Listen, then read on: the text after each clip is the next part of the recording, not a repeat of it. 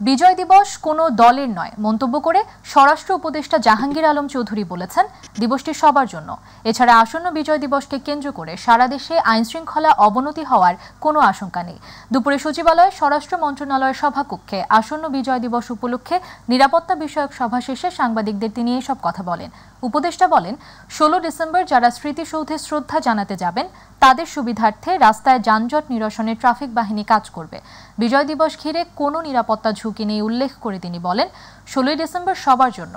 এই বিজয় দিবস ঘিরে নিরাপত্তা ঝুঁকি নেই। দেশের আইনশৃঙ্খলা পরিস্থিতি স্বাভাবিক রয়েছে। 16 ডিসেম্বর আমাদের মহান বিজয় দিবস।